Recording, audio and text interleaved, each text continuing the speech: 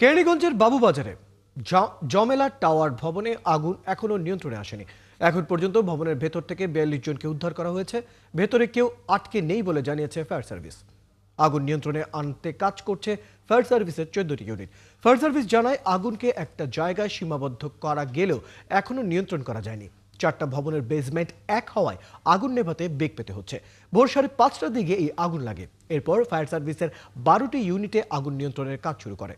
ভবনের নিচতলায় আগুনের সূত্রপাত হয়, এরপর ধোঁয়া দ্রুত ছড়িয়ে পড়ে। আগুন লাগার কারণ ও ক্ষয়ক্ষতির পরিমাণ তাৎক্ষণিকভাবে জানা যায়নি। হতাহতের কোনো খবর এখনো পাওয়া যায়নি বলে জানায় ফায়ার সার্ভিস। এদিকে ভবনগুলোতে রাজুকের কোনো বিল্ডিং কোড মানা হয়নি বলে জানিয়েছে কেরানীগঞ্জের উপজেলা নির্বাহী অফিসার। তদন্ত করে মালিকের বিরুদ্ধে ব্যবস্থা নেওয়া হবে বলেও জানান তিনি।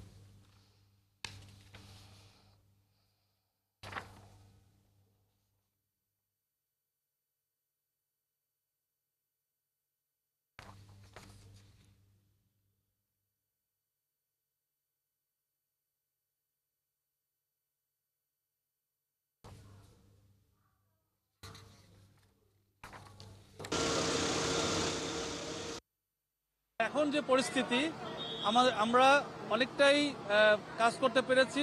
মানে ফ্লেম এখনো কিছু রয়েছে, দোতলাতে ফ্লেম রয়েছে, তিনতলাতেও ধোঁয়া রয়েছে, তিনতলা অনওয়ার্ড সব জায়গায় ধোঁয়া রয়েছে। ধোঁয়াটা সব থেকে বেশি, যার কারণে কাজ করতে আমাদের বেগ পেতে হচ্ছে।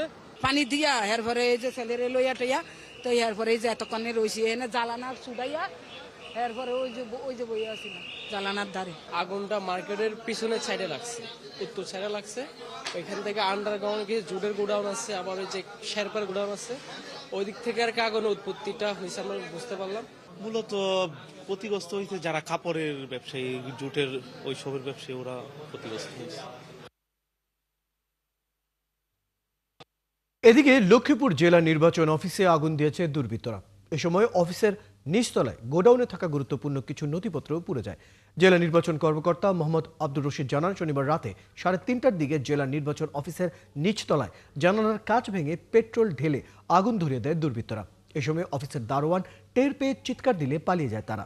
পরে নির্বাচনের কর্মচারীরা ফায়ার সার্ভিসকে খবর দেয়। তবে ফায়ার সার্ভিসের কর্মীরা ঘটনাস্থলে পৌঁছানোর আগেই আগুন নিয়ন্ত্রণে আনা হয়। আগুনে অফিসের ২০০৮-৯ সালের ভোটার ফর্ম পুড়ে যায়। তবে বিষয়টি টের পাওয়ার কারণে বড় ধরনের ক্ষতি হয়নি।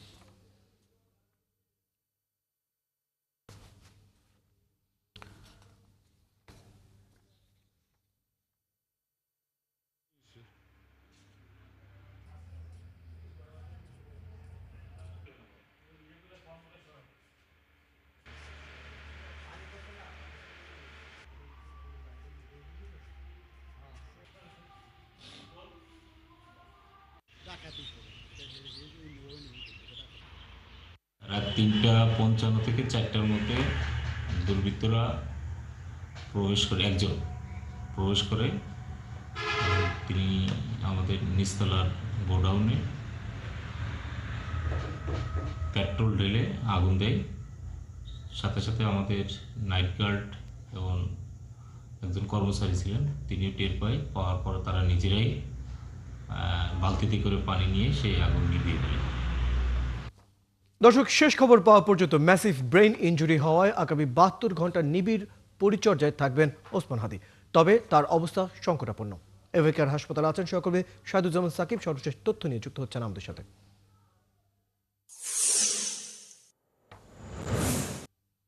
সাকিব, হাদির শারীরিক অবস্থা এখন কেমন দেখছেন এবং কোনো নতুন তথ্য আছে কিনা?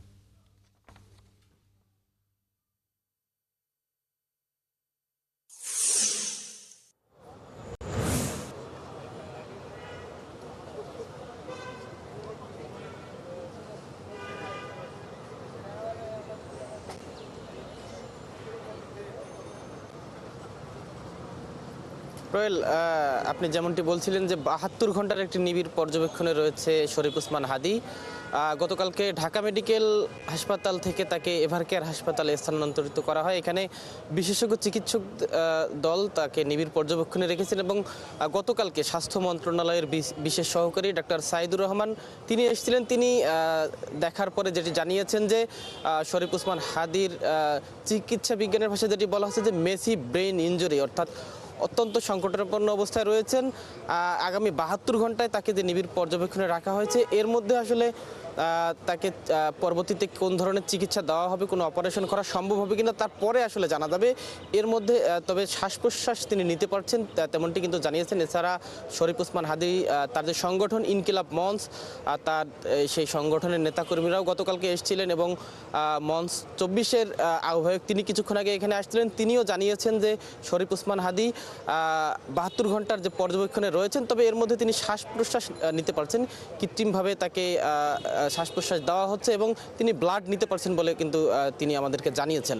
এখন পর্যন্ত আপনি জানেন যে গতকালকে তাকে একটি সন্ত্রাসী গোষ্ঠী গুলি করেছে এবং কানের সামান্য উপর দিয়ে সেই গুলি লেগে আরেক পাশ দিয়ে বের হয়ে গেছে। ফলে ব্রেইনের গুরুত্বপূর্ণ কিছু জায়গা কিন্তু বেশ ভালোভাবেই ক্ষতিগ্রস্ত হয়েছে বলে কিন্তু চিকিৎসকরা জানিয়েছেন। এখন পর্যন্ত তার পরিস্থিতি খুবই সংকটাপন্ন কিন্তু চিকিৎসকরা জানিয়েছেন। গতকাল রাতের পরে আমাদের সঙ্গে আসলে এখন পর্যন্ত আর চিকিৎসকরা কথা বলেনি। আমরা এখানে এভার কেয়ার হাসপাতালের সামনে রয়েছি।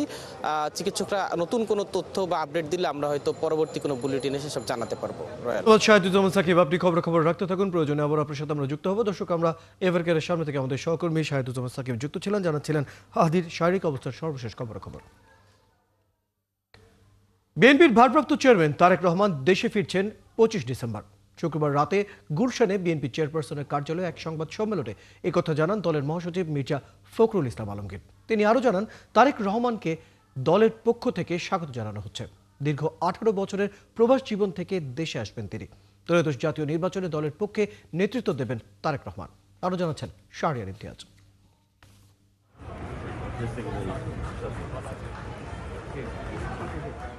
জুলাই গণঅভ্যুত্থানের পর থেকেই ছিল আলোচনা, কখনো সংশয়, আবার কখনো বা নিন্দুকেরা রটিয়েছে বিভিন্ন কথা। অনেকের প্রত্যাশার অবসান নিয়ে সঠিক দিনক্ষণ ঘোষণা করতে পারেনি বিএনপি। বিশেষ করে গত জুনে লন্ডনে প্রধান উপদেষ্টার সাথে বিএনপি ভারপ্রাপ্ত চেয়ারম্যানের বৈঠকের পর থেকেই অপেক্ষার প্রহর যেন শেষই হচ্ছিল না।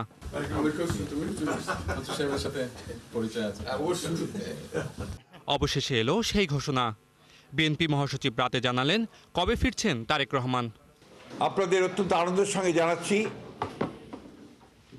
যে আমাদের দলের ভারপ্রাপ্ত চেয়ারম্যান, আমাদের সেই সংগ্রামী নেতা, এই দেশের গণমানুষের অত্যন্ত প্রিয় মানুষ জনাব তারেক রহমান, আমাদের দলের ভারপ্রাপ্ত চেয়ারম্যান, তিনি আগামী 25শে ডিসেম্বর, আমি আবার রিপিট করছি যে আগামী 25শে ডিসেম্বর তিনি ঢাকার মাটিতে আমাদের মাঝে এসে পৌঁছবেন। দিন দুয়েক আগেও ভারপ্রাপ্ত চেয়ারম্যানের দেশে ফেরার ইঙ্গিত দেন মির্জা ফখরুল। এমনকি নেতাকর্মীদের ওই সময় কি করতে হবে তাও বলেন তিনি। সংবাদ সম্মেলনেও সেই উচ্ছ্বাস শোনা গেল তার কণ্ঠে। আমরা তার এই আগমনকে শুধু স্বাগত নয়, আমরা আনন্দের সঙ্গে আমরা সমগ্র জাতিকে জানাতে চাইছি। এবং আজকে গণতন্ত্রের উত্তরণের পথে যে সমস্ত বাধাগুলো সৃষ্টি হয়েছিল, আমরা মনে করি যে আমাদের ভারপ্রাপ্ত চেয়ারম্যান তারেক রহমান সাহেব দেশে এসে পৌঁছলে সেই সমস্ত বাধা দূর হয়ে যাবে। 2007 সালে অন-11-এর রাজনৈতিক পট পরিবর্তনের পর গ্রেপ্তার করা হয় তারেক রহমানকে। পরের বছরই কারাগার থেকে মুক্ত হয়ে চিকিৎসার জন্য সপরিবারে যুক্তরাজ্যে যান তিনি। এরপর থেকে লন্ডনেই অবস্থান করছিলেন বিএনপির এই আইকনিক নেতৃত্ব। শাহরিয়ার ইমতিয়াজ, 71, ঢাকা। ঢাকা বিশ্ববিদ্যালয়ে 2025-26 শিক্ষাবর্ষে কলা, আইন ও সামাজিক বিজ্ঞান বিভাগের ভর্তি পরীক্ষা হচ্ছে আজ। সকাল 11টা থেকে শুরু হয়ে বেলা 12:30 পর্যন্ত চলবে এই পরীক্ষা।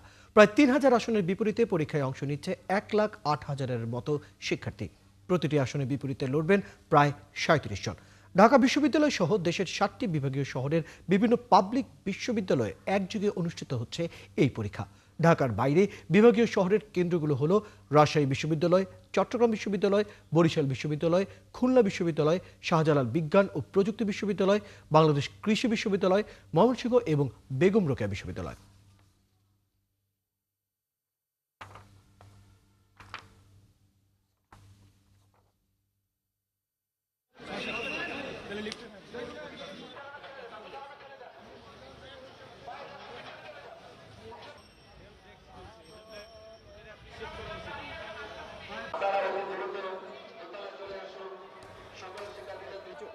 রয়েছে তারাও ঠিক ঢাকা বিশ্ববিদ্যালয়ের কলা, আইন ও সামাজিক বিজ্ঞান ইউনিটের 2025-26 শিক্ষাবর্ষের আন্ডার গ্রাজুয়েট প্রোগ্রামের ভর্তি পরীক্ষা চলছে।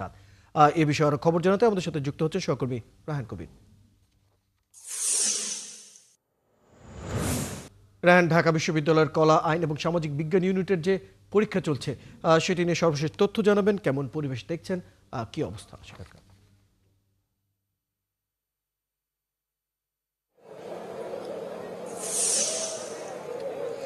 রয়্যাল শিক্ষার্থীরা ইতিমধ্যে তাদের যে পরীক্ষা কেন্দ্র রয়েছে কেন্দ্রে ঢুকে পড়েছেন এবং 11:30-এ তাদের যে পরীক্ষাটি সেটি শুরু হবে।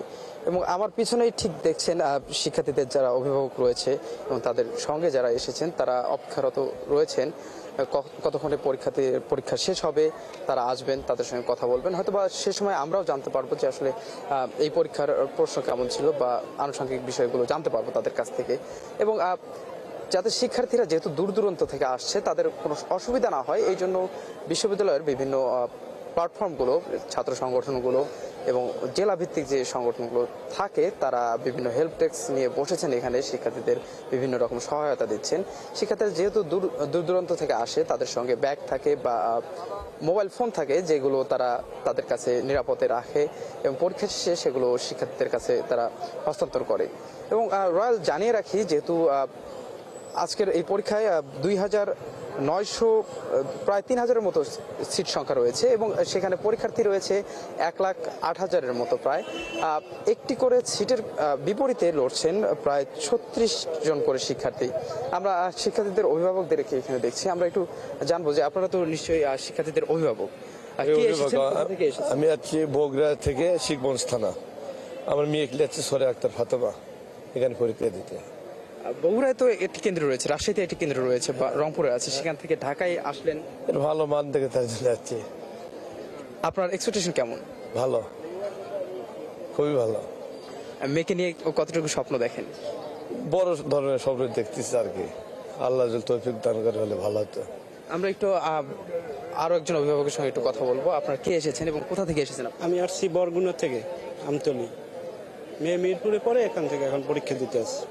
রয়্যাল আসলে যেমনটি শুনছিলেন শিক্ষার্থীরা তাদের অভিভাবকরা বিভিন্ন জেলা থেকে তাদেরকে এখানে নিয়ে এসেছেন, বিভিন্ন রকম স্বপ্ন দেখছেন যে তাদের যে ছেলে মেয়ে রয়েছে তারা তাদের স্বপ্নগুলো বাস্তবায়ন করবে এবং এই 1 ঘন্টার মধ্যে হয়তোবা সে ব্যাপারটি কিছুটা নিশ্চিত হওয়া যাবে, কিছুটা সেই দিকে আমরা জানতে পারবো। ধন্যবাদ রায়হান কবির, আপনি খবর রাখতে থাকুন, আবার যুক্ত হবো আপনার সাথে প্রয়োজনে।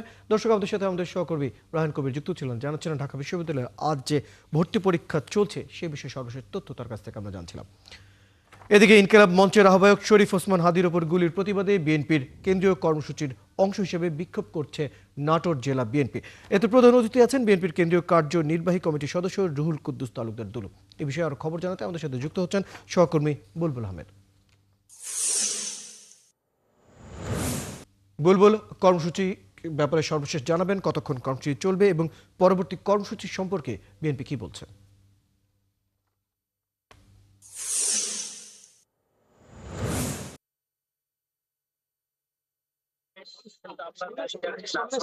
জেলা বিএনপির অস্থায়ী কার্যালয় সামনে এবং ওসমান হাদির হামলা সহ দেশের অন্যান্য জায়গায় নির্বাচনের প্রার্থীদের উপরে এবং তার প্রতিবাদে কিন্তু এই আন্দোলন কর্মসূচি তারা করছেন এবং প্রতিবাদ সমাবেশ করছেন। আমরা একটু শুনবো নাটোরের যে বিএনপি নেতা এবং সংসদ প্রার্থী এবং কেন্দ্রীয় নেতা রুহুল কুদ্দুস তালুকদার দুলু ভাইয়ের কাছে কি কর্মসূচি আপনারা নিচ্ছেন? ঢাকা আটের হাদি নামে যে স্বতন্ত্র প্রার্থী তার উপরে আক্রমণ এবং গত 1 মাস আগেও আমাদের এরশাদুল্লাহ নামে বিএনপি প্রার্থী তার উপরে হামলা হয়েছে।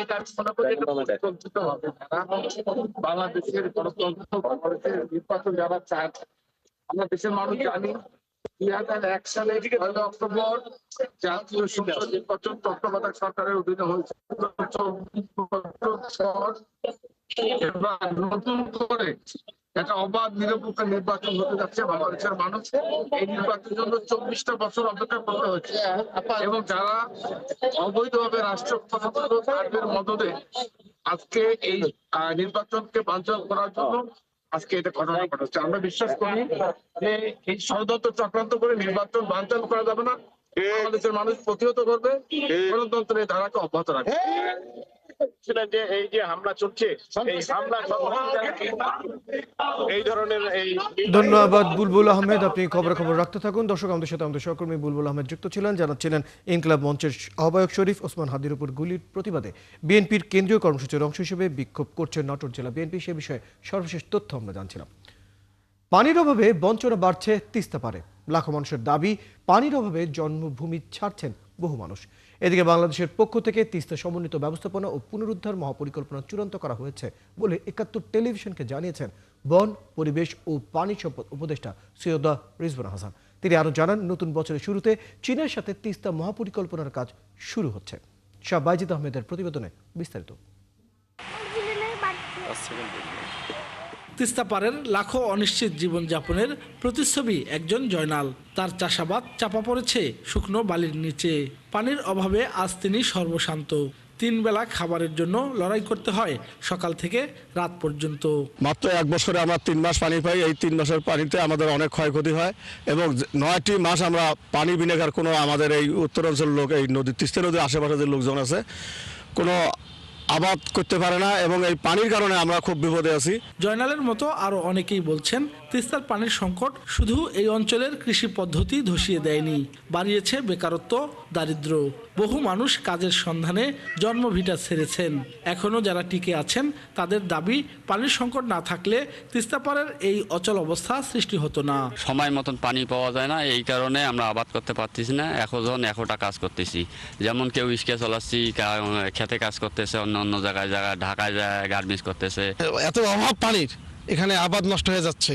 এখানে আবার সেচ ব্যবস্থার সৃষ্টি করে আবাদ করা হচ্ছে। চেষ্টা হওয়ার পরে ভাঙন বেশি হয়েছে। ভাঙন বেশি হওয়ার পরে জমি মায়ের খেয়ে দিছে। যে জমি আবাদ করে খাইছিলাম সেই জমিগুলো সম্পূর্ণ বিলীন হয়ে বালু ভরে গেছে, আবাদ হতেছে না। পানির জন্য তিস্তাপাড়ের মানুষের এই আকুতি দীর্ঘদিনের। দিনের পর দিন তারা রাস্তায় নেমে তাদের দাবির কথা বলছেন। আর এর সংগঠকরা বলছেন, এই সংকট শুধু পরিবেশের নয়, এটা পৌঁছেছে তাদের জীবন জীবিকা থেকে অর্থনীতি পর্যন্ত। তিস্তা বাঁচাও নদী বাঁচাও সংগ্রাম পরিষদ, তিস্তা নদী রক্ষা আন্দোলন এই অঞ্চলে ব্যাপক আন্দোলন গড়ে তুলেছে।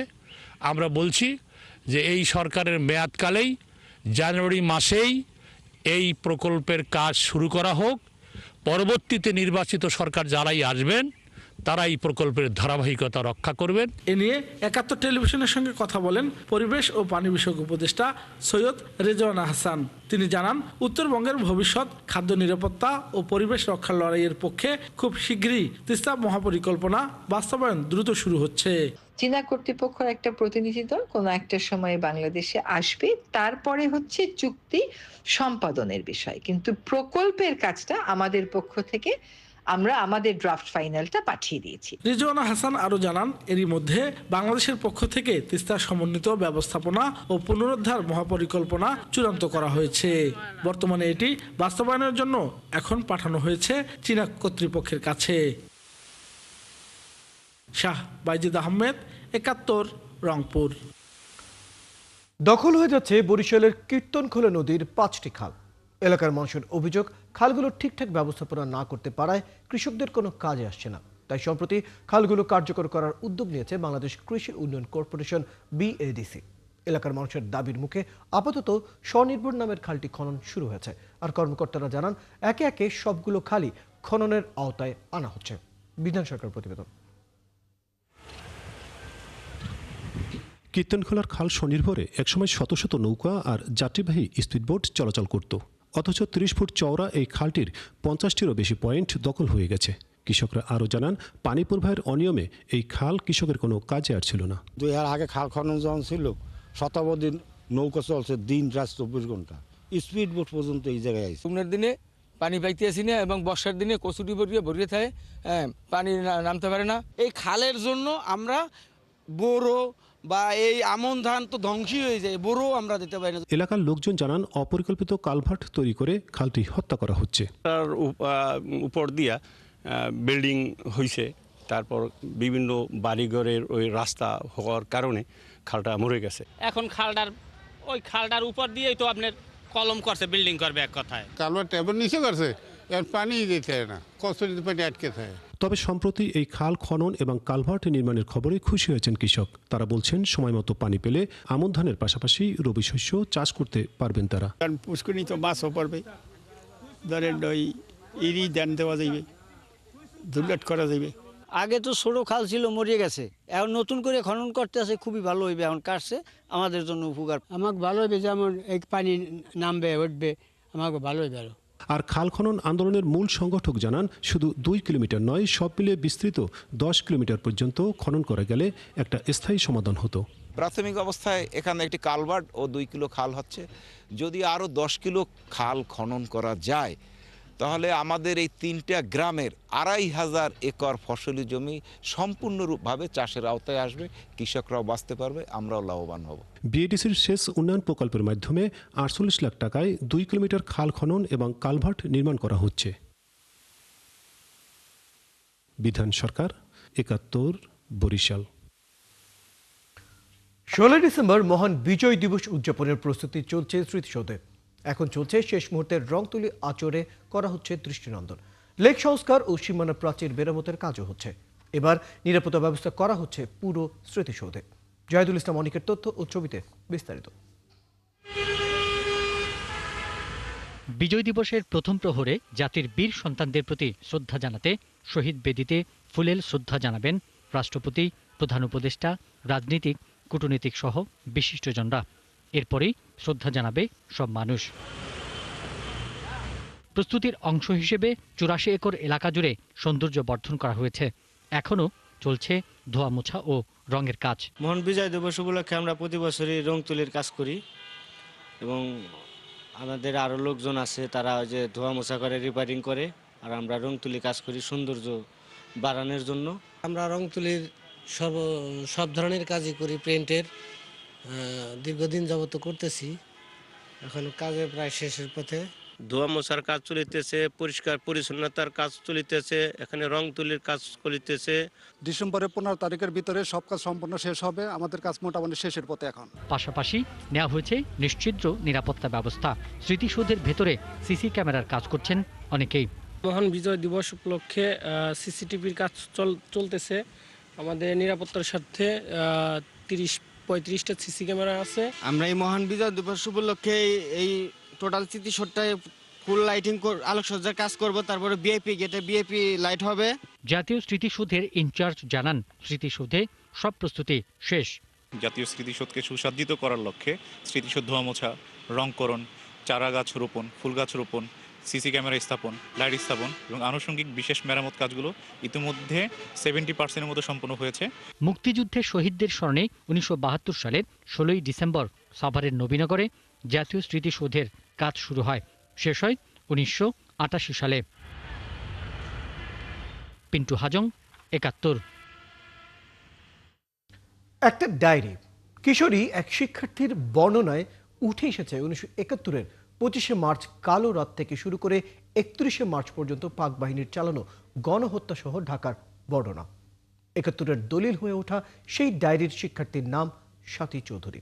সে সময় ইংলিশ প্রিপারেটরি স্কুল, বর্তমানে উদয়ন বিদ্যালয়ের 7ম শ্রেণীতে পড়া স্বাতী চৌধুরীকে বলা হচ্ছে 71-এর অ্যানা ফ্র্যাঙ্ক। আহসান হাবিব টিটোর ক্যামেরায় আরো জানাচ্ছেন পার্থ সঞ্জয়। 71-এর স্বাতী চৌধুরী 7ম শ্রেণীর শিক্ষার্থী। 25 মার্চ রাতে ঢাকায় পাকবাহিনী যখন গণহত্যায় নেমেছিল, তখন স্বাতী তার ছোট্ট হাতে স্কুলের নোটবুকে লিখছিল তার বিভৎস বর্ণনা। অনেকক্ষণ পরে যখন একটু গোলাগুলি থামলো, তখন আমরা আবার উপরে যেয়ে দিদির রুমে গেলাম। ওখানে মাটির বিছানায় শুয়ে শুয়ে আল্লাহকে ডাকলাম। তারপরে বাড়ির কম্পাউন্ডের উপর দিয়ে এক বিকট শব্দ করে প্লেন যাচ্ছে আর আসছে। সেই প্লেনের আলোতে যেন সবকিছু সব জায়গায় স্পষ্টভাবে দেখা যাচ্ছে। রাত 3টার দিকে এক জায়গায় আগুন দেখলাম। বুঝতে পারলাম দ্য পিপল পত্রিকার অফিস জ্বালানো হয়েছে।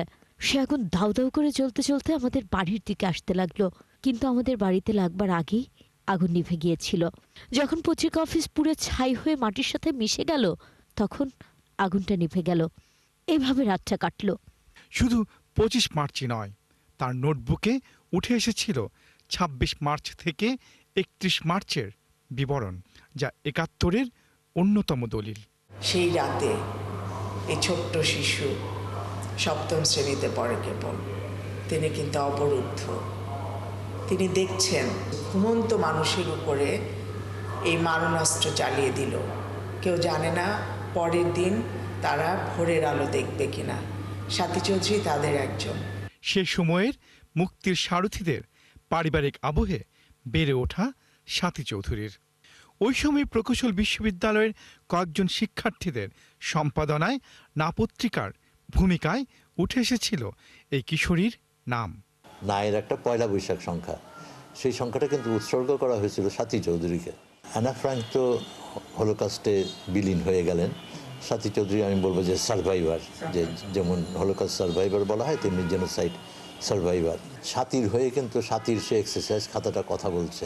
1957-তে জন্ম নেয়া সাথীর হাসি মুখ সবার প্রিয় ছিল। প্রকৌশলী বাবা সাবের হোসেন চৌধুরী, মা হোসনে আরা চৌধুরী গৃহিণী।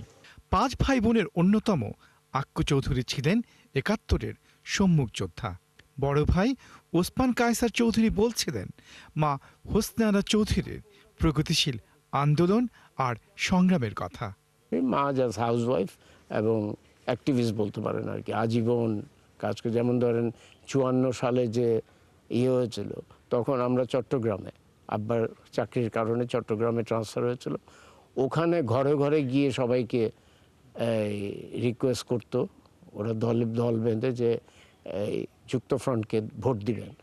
এই ছায়ানট হওয়ার পরেও পয়লা বৈশাখ আমাদের বাসা, আমাদের ড্রয়িং রুমে হচ্ছে। সেই পরিবারের মেয়ে সাথী চৌধুরী 71-এ 14 বছর বয়সে পাক বাহিনীর বিভীষিকার বিবরণ ডায়েরিতে লিখেছে। ভাই ওসমান কায়সার চৌধুরী বলছেন, নতুন প্রজন্ম জানবে কতটা আত্মত্যাগে 71 জন্ম দিয়েছে বাংলাদেশের। আমার তো মনে হয় আজকে অনেক বেশি এটার কন্ট্রিবিউশন, কারণ আজকে আমাদের ইয়াঙ্গার জেনারেশন যে বিপথে চলে যাচ্ছে, ওরা ছোটোখাটো এগুলো দেখেও বুঝবে যে আগের ওগুলো মিথ্যা কথা নয়, সত্যি ওখানে কিছু ঘটেছিল। ঢাকার অদূরে গাজীপুরের সারাবতে মা হোসনে আরা চৌধুরীর কবরের পাশেই শুয়ে আছেন 71-এর আনা ফ্রাঙ্ক, সাথী চৌধুরী। পার্থ সঞ্জয়, 71, ঢাকা। আসন্ন নির্বাচন ঘিরে অন্যান্য জেলার মতো সাতক্ষীরাতেও রাজনৈতিক উত্তাপ বাড়ছে। পুরুষের পাশাপাশি ভোট নিয়ে ভাবছেন নারীরাও। তাদের চাওয়া শান্তিপূর্ণ ও সুষ্ঠু একটি নির্বাচন, যেখানে তারা নিরাপদে ভোট দিতে পারবেন। আর এমন প্রতিনিধি নির্বাচন করতে চান যারা নারীদের সব অধিকার নিশ্চিত করতে কাজ করবেন। সাতক্ষীরার নারীদের নির্বাচনী ভাবনার কথা জানব বরুণ ব্যানার্জির তথ্য ও ছবিতে। উপকূলীয় জেলা সাতক্ষীরায় সংসদীয় আসন মোট 4টি। নির্বাচনকে ঘিরে এসব আসনে বাড়ছে রাজনৈতিক উত্তাপ। পুরুষের পাশাপাশি ভোট নিয়ে এবার ভাবছেন নারীরাও। সবার প্রত্যাশা নির্বাচন সুষ্ঠু এবং শান্তিপূর্ণ হোক। বিগত বছরগুলোতে যেগুলো আমরা দেখছি যে নির্বাচনটা আমরা সুষ্ঠুভাবে পাই নাই, বিভিন্ন কারচুপি বা রাতের ভোট বলেন, এইগুলাই পেয়েছি। তো এখন যেহেতু বাংলাদেশ এখন নতুন উদ্যমে চলছে, নতুন বাংলাদেশ হিসেবে চলছে, তো সেই হিসেবে আমাদের সবারই চাওয়া যে আমরা যেন সুষ্ঠু ভোটটা দিতে পারি। নির্বাচন নিয়ে সরকারের কাছে একটাই প্রত্যাশা থাকবে, যেন আমরা নির্বিঘ্নে নারীরা ভোট কেন্দ্রে গিয়ে তাদের পছন্দ মতো প্রার্থীকে ভোট দিতে পারে। আমরা নিজেদের ভোটটা নিজেরা দিতে চাই এবং নির্বাচিত সরকারের কাছে আমাদের দাবি এইটাই যে নারীরা যেন কর্মস্থলে নিরাপদ থাকে। জেলা নারীরা এবার এমন মানুষ নির্বাচিত করতে চান যারা নারীদের অধিকার সুরক্ষা, কর্মসংস্থান এবং স্বাস্থ্যসেবার উন্নয়নে কাজ করবে। মানুষ যে ভোট দিতে পারে, এটা যে একটা অধিকার, এটা ছিলই না বা এক প্রকার ভুলেই গেছে। তবুও এখন যেহেতু সরকারের পতন হয়েছে, এখন আমাদের আশা বা মানুষেরও অনেক আগ্রহ এই ভোট দেওয়ার জন্য। যে ব্যক্তি সরকার আসুক না কেন, আমি তাদের কাছে একটা জিনিস প্রত্যাশা করব যে শিক্ষা প্রতিষ্ঠানের শিক্ষা ব্যবস্থা যেন উন্নত হয়। এদিকে বাল্যবিবাহ সহ সামাজিক নিরাপত্তা, অফিস আদালতে বৈষম্য দূর করা, দিনে রাতে সমানভাবে চলাচলের স্বাধীনতা নিশ্চিত করার দাবি জানান অনেক নারী। বাল্যবিয়ে বন্ধে যেন তারা কঠোর ভূমিকা রাখে এবং আমাদের যারা শিশু রয়েছে তাদের যে শিক্ষার মান যেন তারা নিশ্চিত করতে পারে। আমি কর্মজীবী নারী হিসাবে চাই আমি আমার চলার পথে নিরাপত্তা, আমি যেখানে কাজ করি সেই প্রতিষ্ঠানে নিরাপদভাবে কাজ করতে চাই। আমরা রাস্তাঘাটে চলাচল করতে গেলে আমাদের অনেক সুযোগ সুবিধা থাকে, আমাদের মানুষ ব্ল্যাকমেইল করে, কিন্তু এইটা যেন না করে। আমরা এইটা সরকারের কাছে সবসময় নিরাপত্তা চাইব। নারীরা যেন কোনো বৈষম্যের শিকার না হয়, তারা যেন কর্মস্থলে ঠিকমতো কাজ করতে পারে। আগামীতে নারী বান্ধব সরকারের প্রত্যাশা করেন নারী নেত্রীরা। তারা বলেন, সংসদে সংরক্ষিত আসন নয়, নারীদের জন্য সরাসরি নির্বাচনে অংশগ্রহণের সুবিধা বাড়াতে হবে। আমরা নারীরা আমরা চাই যে আমাদের পছন্দ মতন ভোটটা হোক, আমরা যেন স্বতঃস্ফূর্তভাবে ভোটে অংশগ্রহণ করতে পারি। নারীদের এই পদচারণা বাড়ার সাথে সাথে তার কাজের যে পরিবেশটা সেটা যদি ভালো হয় তাহলে তিনি কাজ করতে স্বচ্ছন্দ বোধ করবেন, তিনি কাজে আগ্রহী হবেন, তার দেখা দেখি অন্যেরাও আগ্রহী হবে। এতে করে আমাদের সমাজ, রাষ্ট্র সবাই এই সুফলটা পাবে। জেলার 4টি সংসদীয় আসনে এবার ভোট দেবেন 18,16,424 জন ভোটার। এদের মধ্যে নারী ভোটার আছেন 9,06,043 জন। মনিরা কাজরি, 71। দর্শক, চলছে সংবাদ সংযোগ। সরাসরি সংবাদ এবং অনুষ্ঠান দেখতে চোখ রাখুন 71-এর ফেসবুক পেজে এবং সাবস্ক্রাইব করুন 71-এর ইউটিউব চ্যানেলে। 71-এর সাথে থাকুন।